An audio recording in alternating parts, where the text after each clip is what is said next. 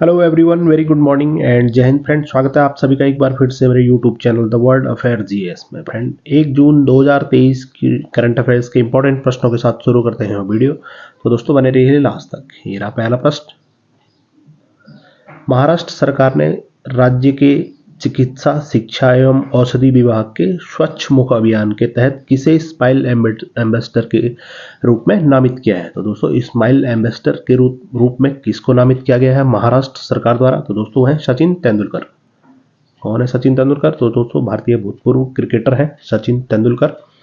भारत रत्न से सम्मानित 2014 में इनको ही दोस्तों महाराष्ट्र सरकार द्वारा दोस्तों स्वच्छ मुख अभियान के तहत स्माइल एम्बेसडर के तौर पर दोस्तों नामित किया गया है। दोस्तों सैवलॉन इंडिया ने भी हैंड एम्बेसडर किसको नामित किया है? तो दोस्तों वह है सचिन तेंदुलकर।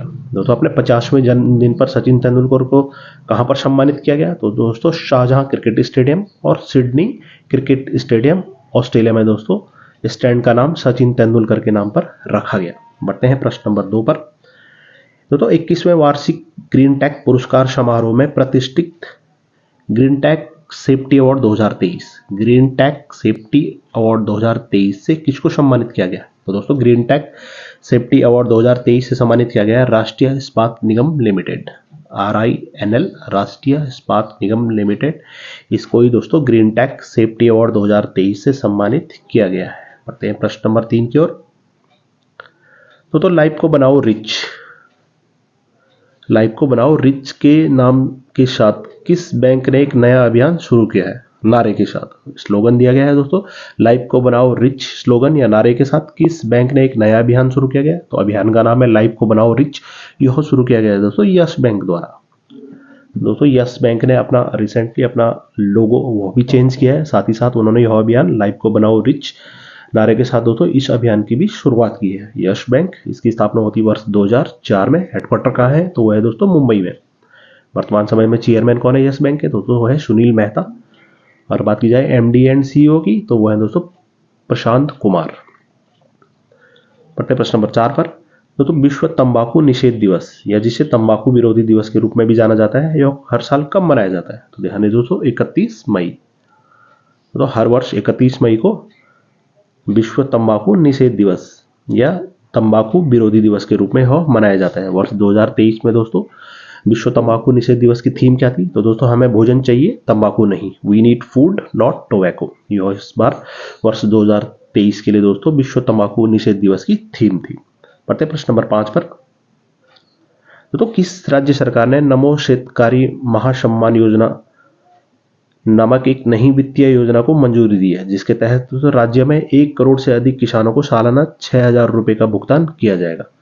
तो दोस्तों यह योजना नमो शेतकारी महासम्मान योजना यह कहां पर लागू की गई है? तो दोस्तों राज्य है महाराष्ट्र। इस योजना के तहत दोस्तों राज्य के 1 करोड़ से अधिक किसानों को हर साल यानी सालाना 6,000 रुपए का भुगतान सरकार द्वारा किया जाएगा। महाराष्ट्र, वहां पर CM कौन है दोस्तों? तो है एकनाथ शिंदे। डिप्टी CM कौन है? तो दोस्तों है देवेंद्र फडणवीस। वहीं बात की जाए गवर्नर की तो वो है दोस्तों रमेश बैस। बढ़ते प्रश्न नंबर 6 पे। दोस्तों बॉम्बे उच्च न्यायालय के कार्यवाहक मुख्य न्यायाधीश के रूप में किसे नियुक्त किया गया है? तो बॉम्बे हाईकोर्ट के जो कार्यवाहक एक्टिंग चीफ जस्टिस है उनको नियुक्त किया गया था दोस्तों। उनका नाम है जस्टिस नितिन जामदार। जस्टिस नितिन जामदार, इनको ही दोस्तों बॉम्बे हाईकोर्ट का कार्यवाहक मुख्य न्यायाधीश यानी एक्टिंग चीफ जस्टिस के तौर पे दोस्तों नियुक्त किया गया है। तो आप नाम याद रखें, जस्टिन नितिन जामदार। बढ़ते प्रश्न नंबर 7 पर। दोस्तों किस देश ने 3 अंतरिक्ष यात्रियों द्वारा संचालित सेंझोउ 16 अंतरिक्ष यान का सफलतापूर्वक प्रक्षेपण किया है? तो दोस्तों अंतरिक्ष यान का नाम है दोस्तों आप याद रखें सेंझोउ 16, सेंझोउ 16। तो दोस्तों यह अंतरिक्ष यान का सफलतापूर्वक प्रक्षेपण किस देश द्वारा किया गया? तो वह है दोस्तों चीन। 3 एस्ट्रोनॉट द्वारा दोस्तों यह संचालित है।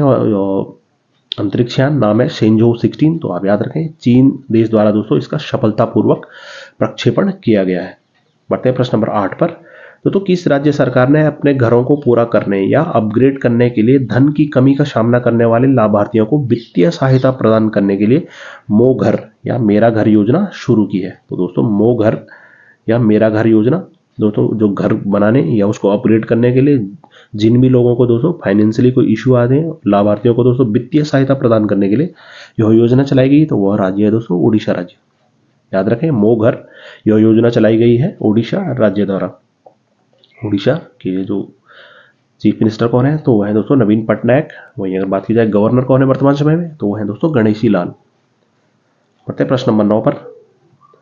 तो आईपीएल 2023 में पर्पल कैप और ऑरेंज कैप किसने जीती? तो दोस्तों आईपीएल 2023 जो कि समाप्त हो चुका है, आईपीएल का 16वां संस्करण, पर्पल कैप और ऑरेंज कैप। पर्पल कैप किसको दी जाती है? तो दोस्तों सर्वाधिक विकेट लेने वाले खिलाड़ी को, गेंदबाज को। वहीं ऑरेंज कैप सर्वाधिक रन बनाने वाले बल्लेबाज को यह सम्मान दिया जाता है। तो दोस्तों पर्पल कैप किसको दिया गया? तो मोहम्मद शामी, जिन्होंने 28 विकेट लिए सर्वाधिक, इनको पर्पल कैप से सम्मानित किया गया। वहीं ऑरेंज कैप से सम्मानित किसको किया गया? तो दोस्तों शुभमन गिल, जिनके द्वारा दोस्तों 890 रन बनाए गए। तो शुभमन गिल को दोस्तों ऑरेंज कैप, वहीं मोहम्मद शामी को पर्पल कैप से सम्मानित किया गया आईपीएल 2023 में। दोस्तों पूछ किया जाए emerging player of the season कौन थे, तो वो थे दोस्तों यशस्वी जायसवाल। बेस्ट कैच किसको दिया गया? तो वो थे दोस्तों राशिद खान। जीता किसने? तो दोस्तों चेन्नई सुपर किंग्स सीएसके द्वारा दोस्तों गुजरात टाइटंस को 5 विकेट से हराया गया अंतिम बॉल पर चौका लगाकर, जो कि चेन्नई सुपर किंग का दोस्तों 5वां टाइटल था। बढ़ते हैं प्रश्न 10 की ओर। तो हाल ही में स्पीक मैके, पूरा नाम दोस्तों स्पीक मैके, अगर इसका पूरा फुल फॉर्म की बात की जाए तो वह है दोस्तों society for the promotion of Indian classical music and culture among youth. Speak मैके के 8वें अंतर्राष्ट्रीय सम्मेलन का उद्घाटन कहां पर हुआ? तो यह हुआ दोस्तों नागपुर महाराष्ट्र में। ध्यान रहे दोस्तों, स्पीक मैके, तो इसका दोस्तों 8वां अंतर्राष्ट्रीय सम्मेलन का उद्घाटन हुआ महाराष्ट्र नागपुर में, या नागपुर महाराष्ट्र में बोल सकते हैं। स्पीक मैके पूरा नाम दोस्तों society for the promotion of Indian classical music and culture among youth. तो आप ध्यान रहे, स्पीक मैके का 8वां अंतर्राष्ट्रीय सम्मेलन नागपुर महाराष्ट्र में इसका उद्घाटन हुआ। बढ़ते प्रश्न 11वें की ओर। तो हाल ही में किस राज्य में खीर भवानी मेला मनाया गया? तो खीर भवानी मेला यह कहाँ मनाया गया? तो ध्यान है दोस्तों, यह मनाया गया जम्मू कश्मीर में। जम्मू कश्मीर यूनियन टेरिटरी है, तो उसी में दोस्तों खीर भवानी मेला यह मनाया गया। बढ़ते प्रश्न 12वें पे। तो हाल ही में केंद्र सरकार ने अटल भूजल योजना को किस वर्ष तक बढ़ाया है? तो अटल भूजल योजना, इसका शुभारंभ हुआ था दोस्तों वर्ष 2020 में, तो इसको अब कब तक के लिए बढ़ा दिया गया है? तो दोस्तों यह बढ़ा दिया गया है 2027 तक के लिए। कब तक थी दोस्तों इसकी? पहले तो 2025 तक की यह योजना थी, अब इसको बढ़ाकर दोस्तों 2027 तक इसको, इस योजना को, अटल भूजल योजना को बढ़ा दिया गया है। दोस्तों योजना पहले 2025 तक चलनी थी बिल्कुल, जिसे अब कोविड के कारण दोस्तों, कोविड पैंडेमिक के कारण अभी 2 साल के लिए इसको दोस्तों विस्तार कर दिया गया है वर्ष 2027 तक के लिए। जिसमें इस योजना से दोस्तों कितने गांवों को या जिलों को या स्टेट को लाभ मिलेगा या मिलना इसमें नामित किए गए हैं? तो दोस्तों 8,220 ग्राम पंचायतों, जिसमें 80 जिले और ये 7 राज्यों के हैं दोस्तों, 7 राज्यों के 80 जिलों के दोस्तों 8,220 ग्राम पंचायतों को दोस्तों इस योजना के तहत, अटल भूजल योजना के तहत लाभ मिलना है। तो इस योजना को बढ़ा दिया गया है वर्ष 2027 तक, आप याद रखें। प्रश्न 13वां। तो भारत और ऑस्ट्रिया के बीच विदेश कार्यालय परामर्श के 7वां दौर कहाँ आयोजित हुआ? तो भारत और ऑस्ट्रेलिया के बीच दोस्तों, ऑस्ट्रिया के बीच विदेश कार्यालय परामर्श का 7वां दौर आयोजित हुआ नई दिल्ली में। प्रश्न 14वां। दोस्तों ब्रिटेन में बर्मिंघम के पहले भारतीय मूल के लॉर्ड मेयर कौन बने हैं?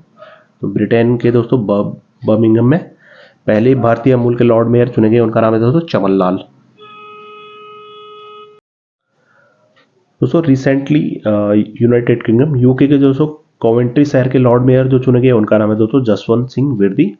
वही दोस्तों अगर आपसे पूछ लिया जाए कि ऑस्ट्रेलिया के जो परमट्टा शहर के लॉर्ड मेयर कौन चुने गए हैं, तो उसका नाम है दोस्तों समीर पांडे। तो आप ध्यान रहे, ब्रिटेन के दोस्तों बर्मिंघम के पहले भारतीय मूल के लॉर्ड मेयर बने हैं, उनका नाम है चमन लाल।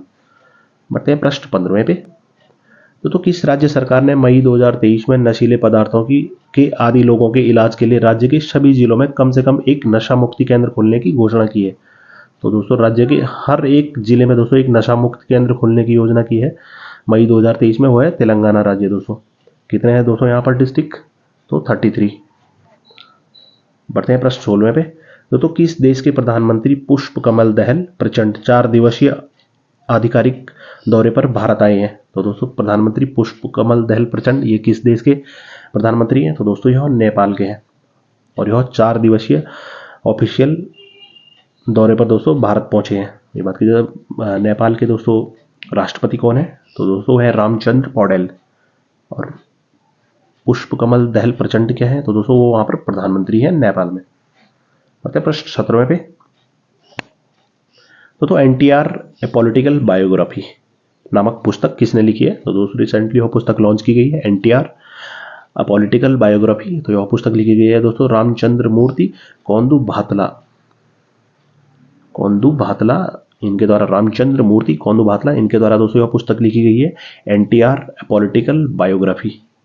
प्रश्न 18वें पे दोस्तों अंतर्राष्ट्रीय नागरिक उड्डयन संगठन इंटरनेशनल सिविल एविएशन ऑर्गेनाइजेशन की परिषद में भारत का प्रतिनिधित्व किसको नियुक्त किया गया है, तो इंडिया रिप्रेजेंटेटिव दोस्तों नियुक्त किया गया है Indian international civil aviation organization में। तो वो कौन है दोस्तों, उनका नाम है दोस्तों अंशुमाली